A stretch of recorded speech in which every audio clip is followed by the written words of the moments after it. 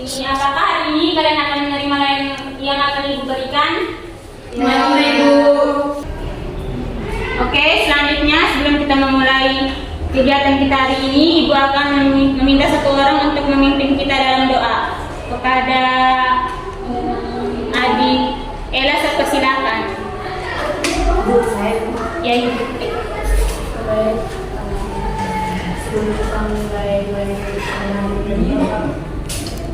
kita berdoa di dalam ini secara berdoa mendalam mengungkapkan.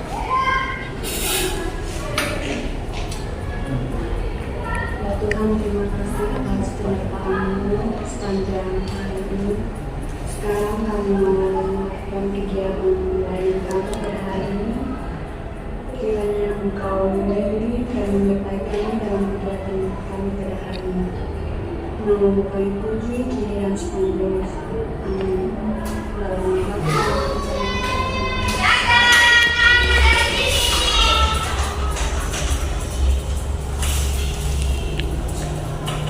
Baik, terima kasih kepada Ella yang sudah mengangkat doanya. Sebelum kita memulai kegiatan kita pada hari ini, kita akan memulainya dengan SBT.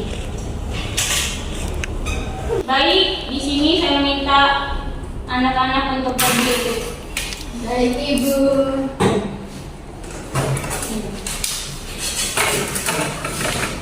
Jadi aspeknya itu kita menggunakan lagu 1+1. Jadi ada gerakannya. Jadi di sini Ibu akan mencontohinya dan adik-adik akan mengikutinya. Jadi lagunya begini. 1 ditambah 1 sama dengan 2. 2 ditambah 2 sama dengan 4. 4 ditambah 4 sama dengan 8. 8 ditambah 8 sama dengan 16. Bisa adik-adik? Bisa. Lagunya tahu toh? Tahu. Oke. Jadi di sini Ibu akan meminta satu orang untuk membantu Ibu di depan. Kayak kakak.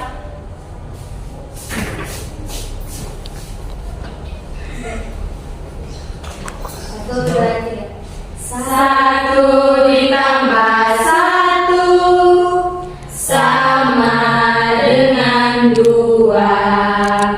2 ditambah 2 sama dengan 4. 4 ditambah 4 sama dengan 8. 8 ditambah 8 sama dengan 16. Baik, terima kasih.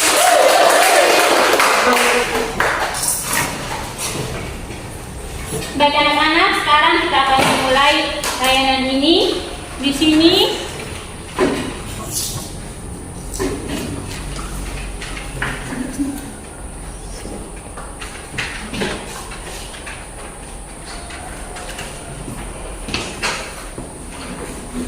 jadi layanan yang Ibu berikan hari ini tentang mengenali potensi diri terkait bakat, minat, dan kepribadian.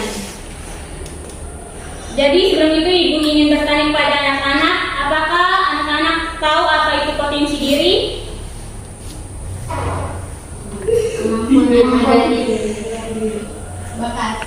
Oke, baik. Yang pertama di sini Ibu akan menjelaskan sedikit tentang apa itu potensi diri.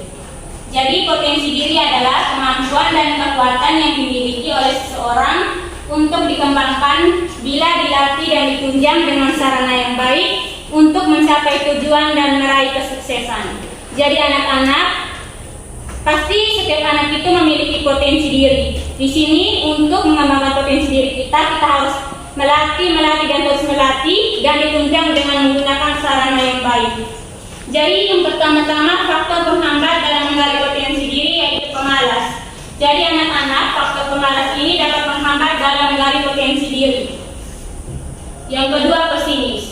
Jadi anak-anak, kalau kita sudah pesimis, pasti kita tidak akan mencapai tujuan kita untuk meraih kesuksesan. Jadi anak-anak di sini ibu meminta anak-anak untuk selalu berpikir optimis agar apa yang anak-anak kembangkan untuk potensi diri itu dapat berhasil. Yang ketiga itu terjebak dalam zona nyaman. Jadi anak-anak, mengapa kita terjebak dalam zona nyaman? Itu karena kita tidak mau mencapai atau mencoba hal-hal baru. Kita hanya mau di itu saja. Jadi ada beberapa ciri-ciri potensi diri. Yang pertama itu suka belajar. Jadi anak-anak, contohnya anak-anak mempunyai kemampuan di bahasa Inggris. Jadi teman-teman, supaya teman-teman lebih lincah, lebih tahu apa itu tentang bahasa Inggris, jadi kalian harus belajar dan terus belajar. Yang kedua, berani melakukan perubahan untuk perbaikan. Apabila anak-anak dalam belajar kalian melakukan kesalahan, kalian harus melakukan perbaikan. Tidak boleh bilang, aduh saya tidak bisa, bagaimana ini. Jadi kalian tidak boleh menyerah, kalian harus melakukan yang terbaik untuk diri sendiri, yaitu dengan melakukan perubahan. Yang ketiga, memiliki rasa tanggung jawab. Jadi anak-anak, bila kalian memiliki potensi diri, kalian harus bertanggung jawab dengan apa yang kalian miliki. Yang berikut, berjiwa optimis dan tidak mudah putus asa.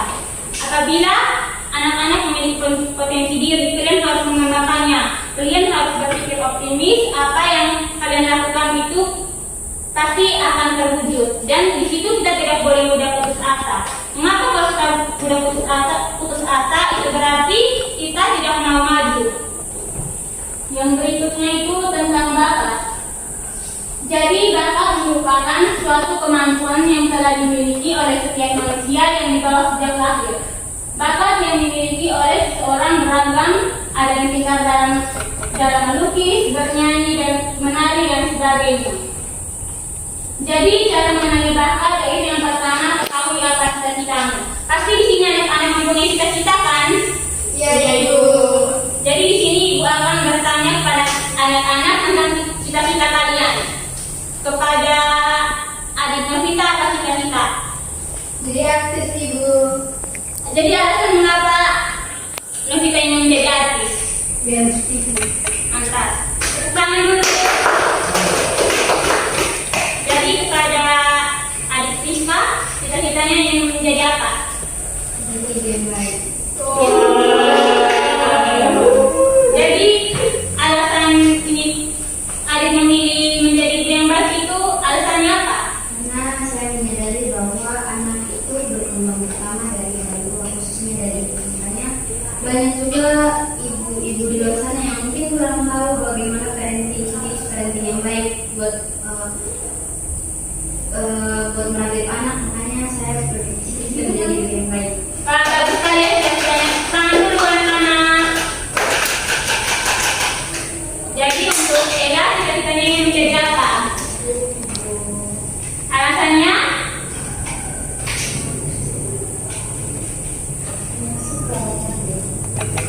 Oke, baik.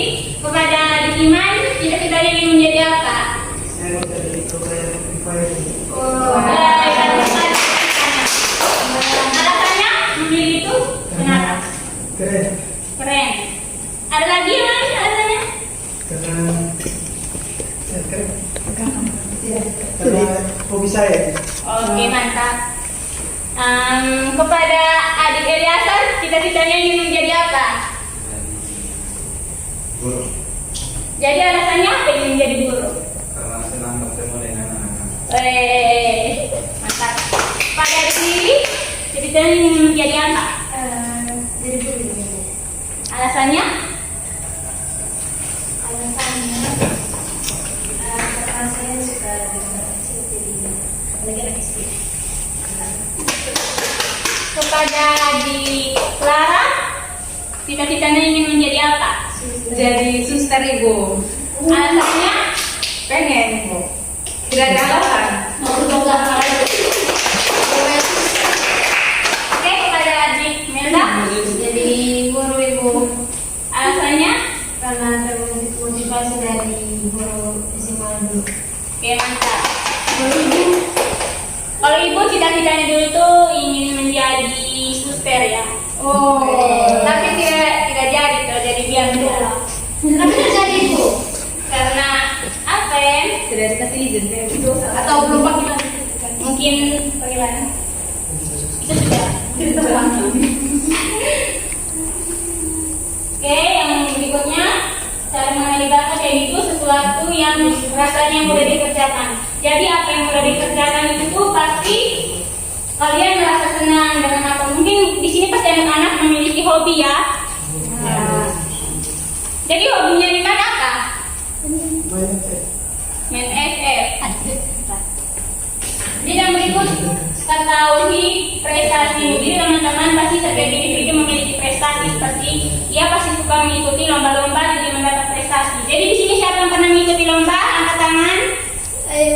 Ya, lomba apa anak-anak yang kalian pernah ikuti? Olimpiade Serlung. So, mantap sekali. Kita tepuk tangan dulu. Kalau untuk Adik Priska, apa yang lomba yang pernah diikuti? Salah satunya? Lomba taekwondo, mantap sekali. Berarti jago berani ya? Jago.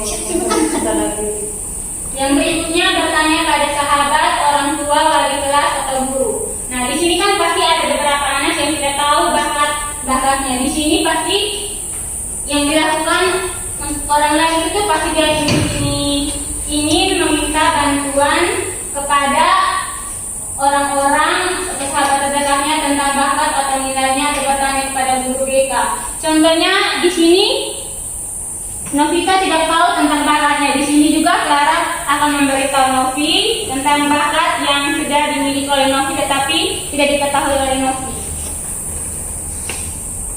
Yang berikutnya minat. Minat adalah ketertarikan seseorang terhadap suatu aktivitas atau kegiatan dan merasa antusiasnya.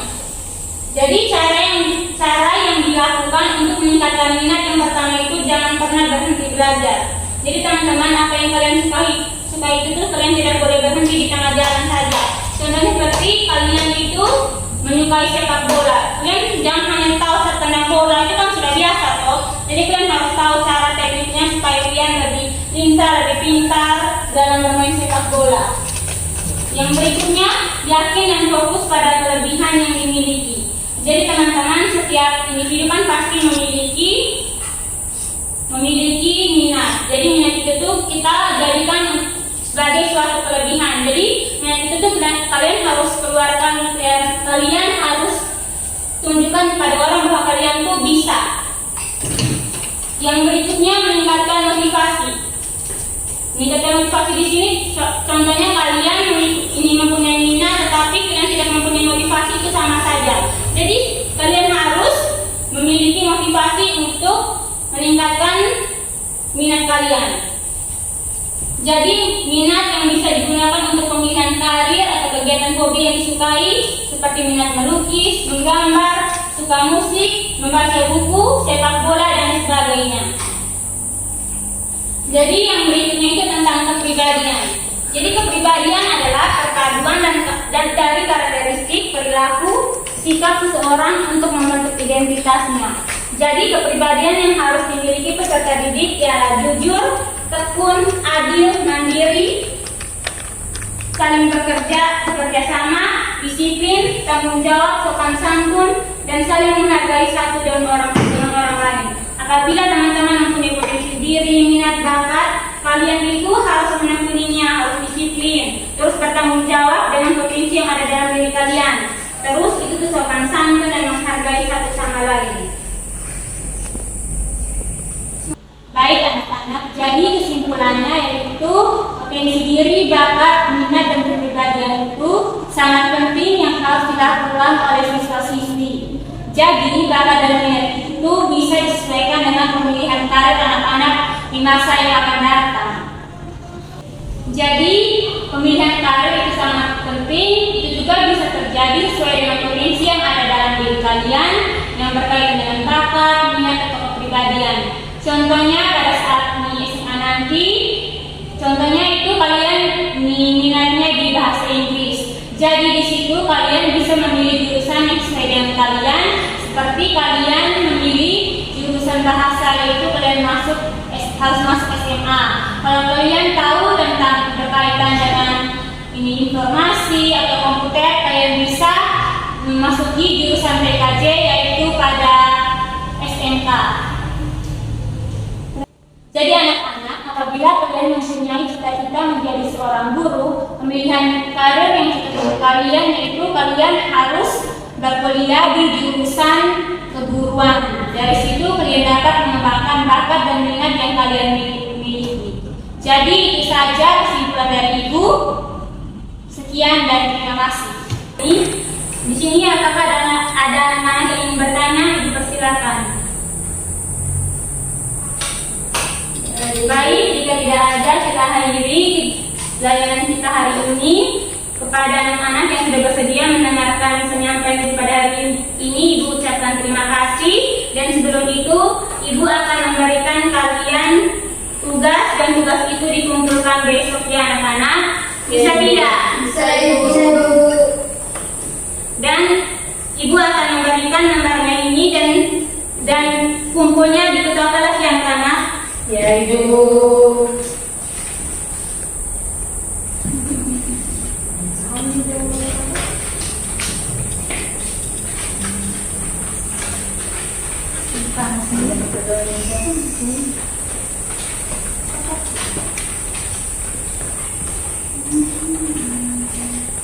Baik anak-anak, itu saja yang akan Ibu berikan kepada kalian.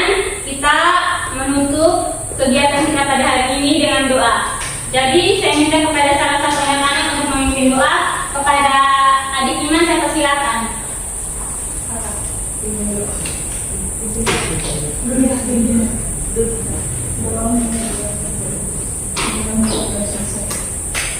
Jadi teman-teman dan ibu guru sebelum kita pulang, dan kita berdoa semoga jika saya memimpin doa ini dan teman-teman semua mengikuti.